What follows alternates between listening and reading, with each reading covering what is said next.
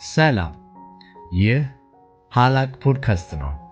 ሀላቅ ፖድካስት በአዲስ አበባ ሳይንስና ቴክኖሎጂ ዩኒቨርሲቲ የወንጌላውያን ክርስቲያን ተማሪዎች ህብረት ካውንስሊንግ ቲም የሚዘጋጅ ክርስቲያናዊ ፖድካስት ነው። ሀላቅ የጽድቅ መንገድ።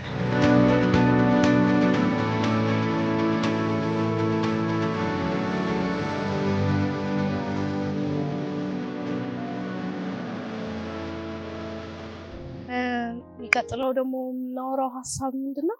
ድጋፍን ለመጠየቅ የሚከብዳቸው ሰዎች አሉ። እኛም የሆነ ሰዓት ላይ ከብዶን ሊሆን ይችላል። እንዴት ነው የማናገረው? እንዴት ነው የምጠይቀው? በፋይናንስ የሆነ ነገር አተን ሊሆን ይችላል። ደግሞ የሆነ ማማከር ያለብን ነገር ኖሮ ደግሞ የሆነ ሀሳብ በውስጣችን እየተመላለሰ የሆነ ውሳኔ መወሰን ያለብን ነገር ኖሮ በውስጣችን እየተመላለሰ ግን ከሰው እንዴት ነው የምጠይቀው የሚል የሆነ ብቻ ውስጣችን ሬዚስት አድርጎ ሊሆን ይችላል። ከገጠመን ነገር ሊሆን ይችላል። ከዛ በፊት ሰዎች ከሰጡን ምላሽ የሆኑ ሰዎች ካረጉን ነገር አንጻር ሬዚስት ልናደርግ እንችላለን፣ ከሰው ሰፖርት መጠየቅ ማለት ነው። እና እንደዚህ አይነት ሰዎች ለሚከብዳቸው ሰዎች ምን ትመክራላችሁ? ሀሳብ ካላችሁ እና እነዛ ከዛ ደግሞ ከዛ ነገር ወጥተው ከዛ አስተሳሰብ ማለት ሰው ብነግረውም እንዲህ ይሆንብኛል ብለን ከምናስበው አስተሳሰብ ወጥተን ደግሞ እውነት ወደ መጠየቅ የምንሄድባቸው መንገዶች ምንድን ናቸው ብላችሁ ታስባላችሁ? ለዚህ መፍትሄ ነው ብዬ የማስበው አትፍሩ ነው። ማለት መብታችሁ ነው ብዬ ነው የማስበው። ምክንያቱም መብታችን ነው በቃ ማለት ክርስቶስ አዞ የሄደው ነገር ነው አይደለ? ስፔሻሊ ክርስቲያኖች ከሆነ እንደ ክርስቲያን ማማከር አለብን። እንደ ክርስቲያን ደግሞ እንዴት ነው ምክርን የመቀበል ደግሞ እንዴት ነው መብት ተሰጥቶናል ብዬ አስባለሁ። ምክንያቱም የክርስቶስ ትእዛዝ ነው እና ፕላስ ደግሞ በጣም ብዙ ጊዜ ሰዎች የሚቸገሩት የሆነ ሰው ላይ በርደን መሆን የሚፈሩ ሰዎች አሉ። ፐርሰናሊ የሚቸገርባቸው ነገሮች ነበሩ እና ቱ ቢ ኦነስት ሸክም መሆን ያለ ነው ማለት የሆነ ስናድግ እናታችን ላይ ሸክም ሆነን ነበረ እስከ ተወሰነ ጊዜ ድረስ። እንደ ግቢ ተማሪ ኢኮኖሚክሊም በትምህርትም ወላጆቻችን ላይ ሸክም ነን ማለት እንዴት ነው በመጥፎ በርደን ሳይሆን ጀስት ኃላፊነት ነን ለየሆነ ሰው እና ስፔሻሊ ደግሞ አሁን ለምሳሌ ለቸርች ሊደሮች ሊሆን ይችላል፣ ጓደኞቻችን ሲሆኑ ሊሆን ይችላል። ኃላፊነታቸው ነን እስከተወሰነ ድረስ ማለት they are responsible for us to some extent እና ማለት በቃ ያለ ነገር ነው ሸክም መሆን የሆነ አቮይድ የምናደርገው ነገር በጣም እንትን የምንለው ነገር አይደለም። በምድር ላይ ስንኖር በአንድም ሆነ በሌላ ሰዎች ላይ የተወሰነ ተደግፈን ነው የምንኖረው እና ይሄኛው ነገር ደግሞ በጣም የሚያስፈልገን ነገር ሲሆን መፍራት አይጠበቅብንም እና መብታችን ነው ማለት ምክንያቱም አጠገባችን ያሉ ሰዎች የእግዚአብሔር ፕሮቪዥን ናቸው እና እግዚአብሔር የቸርች መሪዎችን ሲሰጠን ቤተሰቦቻችንን፣ ጓደኞቻችንን፣ ኢቨን ፕሮፌሽናል አማካሪዎቻችንን ራሱ ሲሰጠን እንዴት ነው እንደ ፕሮቪዥን አድርጎ ነው የሰጠን እና እንደዛ ማየት ስንጀምር ሸክሙ ይቀላል ብዬ አስባለሁ። በቃ ጀስት ያለ ነገር ነው የሆነ አዲስ ባለመናገራችን የሆነ ሰው ላይ ሸክም ሳንሆን በግላችን እንኖራለን ማለት አይደለም እና ይህ ነገር ደግሞ ላይክ የስነ ልቦናችን ጤና በጣም አፌክት ስለሚያደርግ ምክር መጠየቅ በጣም አስፈላጊ ነው ብዬ አስባለሁ እና መልካም ጓደኞች አሉ እንጠቀምባቸው፣ የቸርች መሪዎች አሉ እንጠቀምባቸው። በቃ ያለን ነገር በሙሉ የእግዚአብሔር ፕሮቪዥን ነው። እግዚአብሔር ነው መልካም ነገርን ሁሉ የሚሰጠና በመልካም ነገር የሚባርክ እግዚአብሔር እስከሆነ ድረስ we have to use እሱ የሰጠንን ነገር ያስባለሁ። ለመጀመሪያ ጊዜ ያው ድጋፍ ስንጠይቅ ሊከብደን ይችላል። ምክንያቱም ካለመድን የሆነ ሰዓት ድንገት ድግ ብለን የሆነ ሰው ቸግሮኛል እንዲረዳኝ ማለት ሊከብድ ይችላል። ግን ወደዛ ለመግባት አንዳንድ ማድረግ ያለብን ነገሮች አሉ ብዬ አስባለሁ። የመጀመሪያው ሁሉም ብላለች አለመፍራት ነው። ምክንያቱም ሰው እስከሆንን ድረስ ማንም እንኳን እኛ መንግስትም እርዳታ ይፈልጋል እንኳን በሰው ደረጃ አይደለም እና ስለዚህ ያን ነገር ራሳችንን ማሳመን ሰው ነኝ የሆነ ነገር ችግር ሲደርስብን እርዳታ መፈለግ ኦር ደግሞ እርዳታ መጠየቅ እንዳለብን ራሳችንን ማሳመን፣ ለራሳችን መንገር፣ ፍርሃታችንን ማስወገድ ነው። ፍርሃታችንን ማስወገድ አስፈላጊ ነው ያስባለሁ። ሁለተኛው ደግሞ ትክክለኛውን ኦዲየንስ መምረጥም በጣም ወሳኝነት አለው። ምክንያቱም አንደኛን በቁም ነገር የሚያወስድን ሰው ደግሞ ቁም ነገር ማናወራው ሰው ደግሞ ለኛ ምክንያቱም ሁሉም ሰው ለኛ ጥሩ ይመኛል አይደለም። ለዛ ትክክለኛውን ኦዲየንስ መምረጥ አለብን። ምክንያቱም ተጨማሪ ይበልጥ ስብራት እንዳይሆንብን ከዛም በኋላ ደግሞ ከእርዳታ መጠየቅ አልነበረብኝም እንዴ ያስብሉም ሰዎች አሉ። አንዳንዴ ወይ ሞት ሊያደርጉን ይችላሉ፣ ሊያላግጡብን ይችላሉ።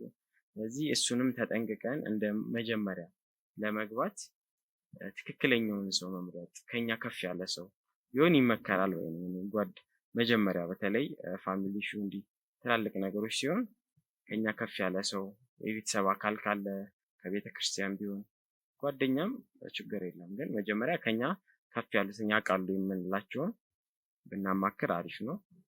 ሶስተኛው ማነሳው ፖይንት በትንሹ ግልጸኝነትን ማዳበር አስፈላጊ ነው። ምክንያቱም በአንዴ ኦፕን መሆን ሊከብድ ስለሚችል አንዴ ሲሆን ቀስ በቀስ በሂደት ትናንሽ ነገሮችን እንዲቀለል ያሉ ነገሮችን ለሰው ለጓደኛ ሊሆን ይችላል፣ ለቤተሰብ አካል ሊሆን ይችላል መናገር ማማከር ትናንሽ ሲሊ ሊመስሉ ይችላሉ። ግን እንዲህ ያስባለሁ እንዲህ ለምሳሌ ትምህርት ላይ እንዲህ ያስባለሁ እንዲህ ብገባ ምን ታስባለህ ብለን እየጠየቅን ማሳደግ እንችላለን፣ ግልጸኝነታችንን ማሳደግ። ሁለተኛ ደግሞ እኛም እርዳታ እንደምንፈልገው ሌላም ሰው እርዳታ እንደሚፈልግ ደግሞ ማወቅ አለብን።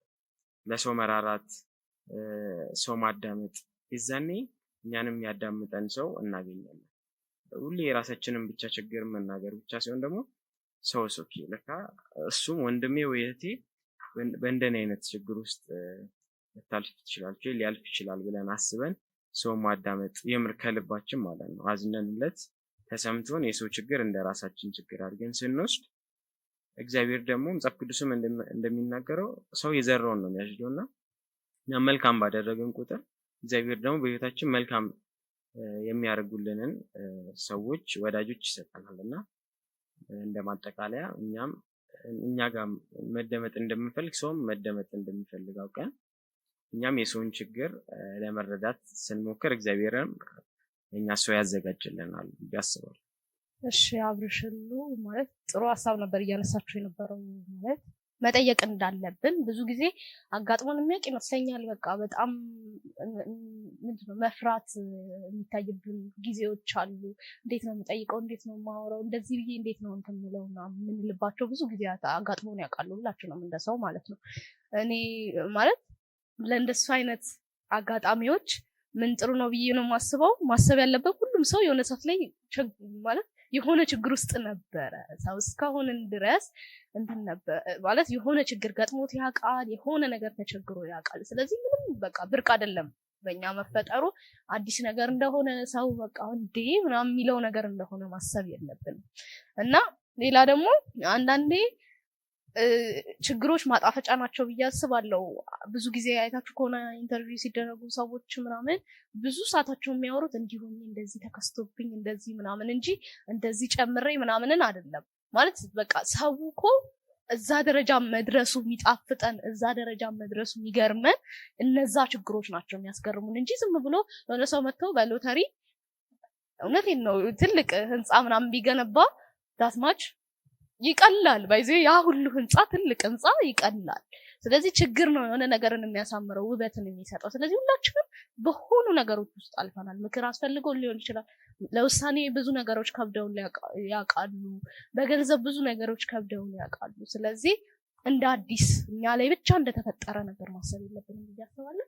ሁለተኛ ነገር ደግሞ እንትን ካልተሳሳትኩ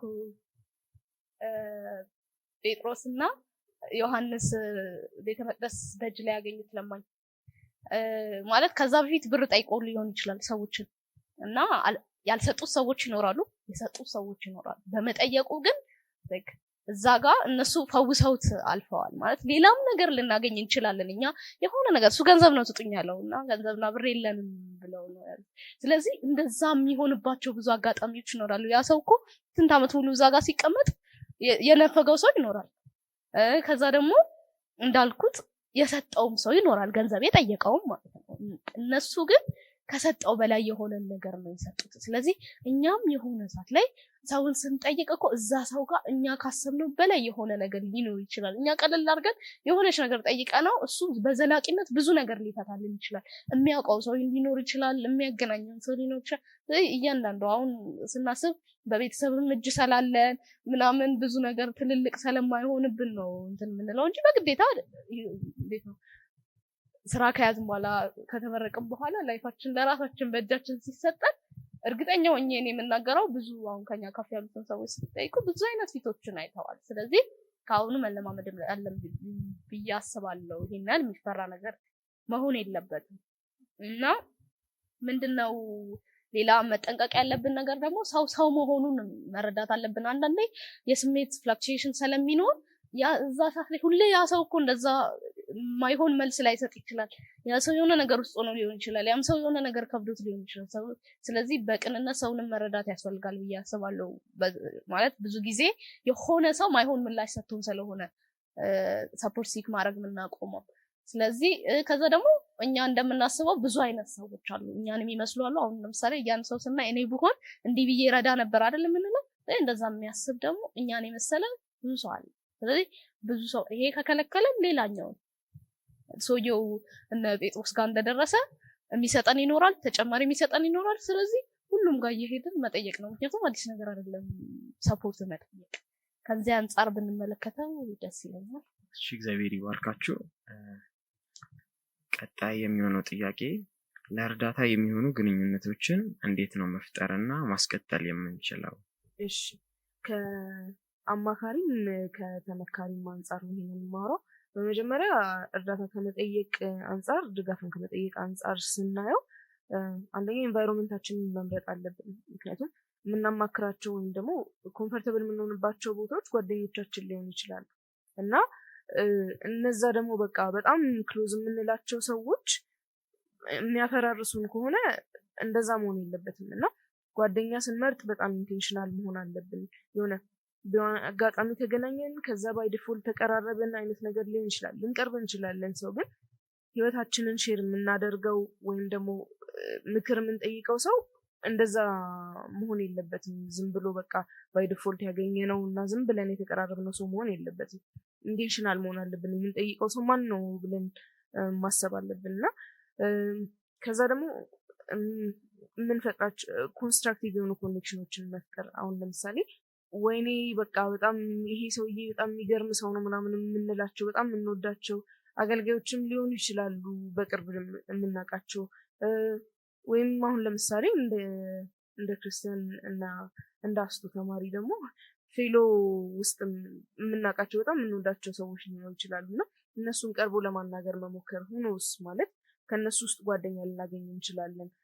ባይሆንም ግዴታ ጓደኞቻችን መሆን የለባቸውም፣ ግን የሚረዱን ሰዎች የሚሆኑ ከሆነ ዋይናት ማለት እግዚአብሔር ያዘጋጀልን ሰዎች ናቸው እና እነሱን መጠቀም እንችላለን። ከዛ እንደ አማካሪ ደግሞ ስናየው አፕሮቸብል መሆን ማለት ሰው ከሩቅ አይቶን የሚፈራን ሰዎች መሆን ትንሽ ያስቸግራል ብዬ አስባለሁ።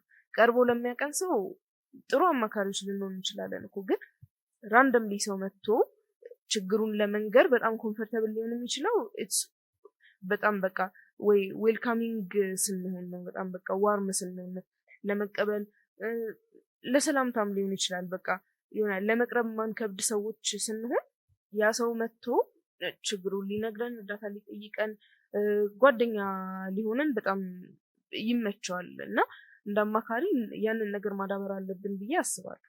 እና በአጠቃላይ በቃ ሁላችንም ፍጹም አለመሆናችንን ማመን ሁለቱንም ሳይድ ይጠቅማል ብዬ አስባለሁ። ምክንያቱም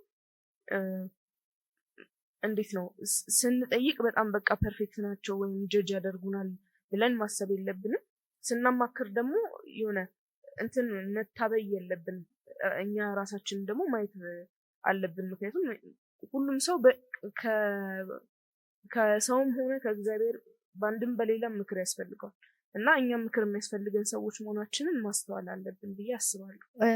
እርዳታ ለመጠየቅ የሚሆኑ ግንኙነቶችን እንዴት ነው የምንፈጥረው ብለን ስናስብ ቅድም ሁሉ ያነሳችን እንደነበረው አካባቢያችን ላይ የሚኖሩ ጓደኞቻችንን ምናምን ከዛ አንጻር አፕሮች ማድረግ አለብን ማለት የሚቀሉን መሆን አለባቸው ስንጠይቃቸው የሚመልሱልን የሚካፈሉን የሚሰሙን መሆን አለባቸው ብዬ አስባለሁ አካባቢያችን ላይ የሚኖሩትም ማለት ነው ከዛ ባለፈ ደግሞ መጽሐፍ ቅዱስ ላይ ምን ይላል ወደ ዕብራውያን 10 ቁጥር 24 ለፍቅርና ለመልካም ስራ እንድንነቃቃ እርስ በርሳችን እንተያይ 25 ደግሞ በአንዳንዶቻችን ዘንድ ልማድ እንደሆነው መሰባሰባችንን አንተው እርስ በርሳችን እንመካከር እንጂ ይልቁንም ቀኑ ሲቀርብ እያያችሁ አብልጣችሁ እናድርጉ ይላልና ስለዚህ እንዴት ነው መጨረሻ ዘመን ላይ እንዳለን ሁላችንም እናውቃለንና ይሄ በበረታ ጊዜ እንደውም በቸገረን ጊዜ እንደውም ብዙ እንትን ባየን ጊዜ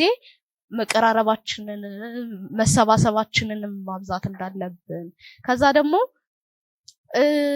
እንዴት ነው እውነት ስፒሪቹዋል መልስ ደስ ይላል ኢኔሰንስ በቃ የሆነ የመጨረሻ ነው ብዬ ነው ማስበው እንዴት ነው ከመጽሐፍ ቅዱስ አንፃር የሆነ ሰው ቢመክረን የሆነ ሰው የሆነ መልስ ሲሰጠን እኮ በቃ አለ አይደለ በቃ ምን ፈልገው እንደመታልን ነው ብዬ ማስበው በኔ ህይወት ማለት ነው ዝም ብሎ በሌላ በአለም እኔም እኮ እንደኛ ቃለው ከሚለው ባለፈ እንደሆነ ነው ማስበው የሆነ ከስፒሪቹዋል ሰው ስፒሪቹዋል ኢኔሰንስ ክርስቲያን ከሆነ ሰው የምናገኘው መልስ ብዬ ማስበው ስለዚህ እኛም በክርስትና ጓደኝነታችንም ስንል እንደነበረው ቅድም እኮ ክርስቲያን ጓደኛም ሆነ ወሬያችን የክርስትና ላይሆን ይችላል ስለዚህ ያ ሰው እኛ ጋር መጥቶ ደግሞ ውስጥ ቅድም እንዳልሽው ካውንስል ማድረግ ወደ ደግሞ እኛ የሆነ ሰፖርት ለሆነ ሰው መስጠት ሲኖርብንም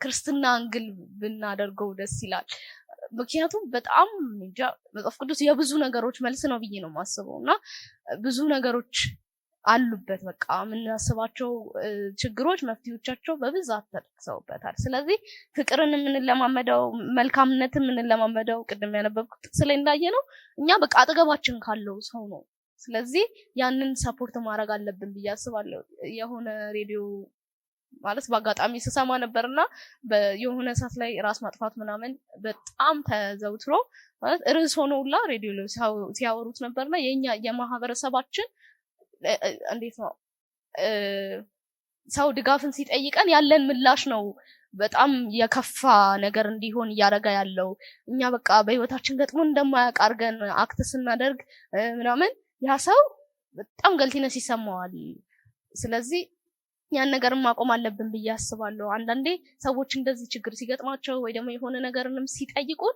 እንዴት ነው በጣም እየረዳው ነው እያገዝኩ ነው ምናምን አይነት አቋም ባንሆን ጥሩ ነው ብዬ አስባለሁ ኖርማል በቃ ግዴታዬ ነው ሰላለው ነው ነገ ደግሞ አንተ ታረግልኛለህ በሚል አቋም ብንቀርባቸው ጥሩ ነው ብዬ አስባለሁ ነገ እኔ ዛሬ በምክር ሊሆን ይችላል ትንሽ ከሱ ማለት በዛ ሰዓት በጭንቀቱ ሰላለ እሱ ማመዛዘን ያቃተው ነገር ካለ ወይ ደግሞ እኔ ትንሽ ማቃው ነገር ካለ ላማክረው ነው ነገ ደግሞ እሱ የሆነ እኔ ያቃተኝ የሚኖር ነገር ይኖራል በሚል አቋም ብንቀርብ ጥሩ ነው ብዬ አስባለሁ እሺ የተባርክሽ ዳጊ ለእርዳታ የሚሆኑ ግንኙነቶችን እንዴት ነው መፍጠርና ማስቀጠል የሚቻለው ነው ጥያቄው በመጀመሪያ እንዴት ለእርዳታ የሚሆኑ ግንኙነቶችን መፍጠር እንዳለብን ላውራና ከዛ ደግሞ ትንሽ አንድ ፖይንት እንዴት ማስቀጠል እንደምንችል አወራለሁ የመጀመሪያው ወደ ቅዱሳን ህብረት ጆይን ማድረግ ነው ምክንያቱም መጽሐፍ ቅዱሳችን እንደሚናገረው መዝሙረ ዳዊት 133 አንድ ላይ ወንድሞች ተስማምተው በአንድነት ሲኖሩ እንዴት መልካም ነው ምንኛ ደስ ያሰኛል ይላል 3 ላይ ደግሞ ወረደ ብሎ ደግሞ በጽዮን ተራራ ላይ እንደሚወርድ እንደ አርሞኒየም ጠል ነው በዚያ እግዚአብሔር በረከቱን ህይወቱም እስከ ዘላለም አዟል ይላልና እንዴት ነው ህብረት ማግኘት እንዴት ነው እርዳታ የሚሆን ግንኙነቶችን ማግኘት የምንችለው ስለ ወደ ህብረት በመቀላቀል በጌታው ወንድሞችና እህቶችን ማግኘት እንችላለን በዛውም ውስጥ ደግሞ በረከትን ህይወትን አዟል ሰሚል በዛው ውስጥ ብዙ ነገሮቻችን ያልተመለሱ ጥያቄዎቻችን ሊሆን ይችላሉ ወዳጅ ጓደኛ ሊሆን ይችላል እዛው ውስጥ ሁሉም ብለዋለችና ማግኘት እንችላለን ሁለተኛው ፖይንት እንደነው መጸለይ በጣም አስፈላጊ ነው ያስፈልጋል ምክንያቱም ትክክለኛ ወዳጅ ከእግዚአብሔር ዘንድ ነው በየሰማው ለምሳሌ ዳዊትን ብንወስድ እግዚአብሔር የሰጠው ዮናታንን ነው እና በዛ አስቸጋሪ ጊዜ ውስጥ ዮናታን ነበር በጣም በብዙ ሲረዳው ሲያግዘው ከጎኑ ሲቆም የነበረው እና በጣም ይህን ነገር እንደ ቀልድ ሳናየው መጸለይ አስፈላጊ ነው ብዬ አስባለሁ። እግዚአብሔር ትክክለኛ የልብ ወዳጅ እንዲሰጠን እስከ መፈለግም ውጪ ከኖርማል ግንኙነት ያለፈ አንዳንዴ እንደ ወንድም ከወንድም በላይ የሚሆኑ ወዳጆች እግዚአብሔር ይሰጠን። የዳዊትንም ታሪክ በደንብ እናንተ ማየት ትችላላችሁ መጽሐፍ ቅዱስ ላይ መዝሙረ ዳዊት ላይ ያለና መጸለይ እግዚአብሔርን ፊት መፈለግ ትክክለኛ ወዳጅ እንዲሰጠን ሳለንሳ ማላልፈው ደግሞ እንዴት ማስቀጠል እንችላለን ክርስቶስም እንደነገረን እርስ በርስ በመዋደድ አንዳችን ያንዳችንን ሸክም በመሸከም ያንዱ ሐዘናችን እንደሆነ ያንዱ ደስታ ደስታችን እንደሆነ በመቁጠር እርስ በርስ በመተሳሰብ ግንኙነታችንን ዘላቂ ማድረግ እንችላለን። የዛሬው ፕሮግራማችን ይህን ይመስል ነበር። ቀጣይ ሀላቅ ፖድካስት በሌላ ክፍል እስከምንገናኝ ድረስ ደህና ሰንብቱ። ተባረኩ።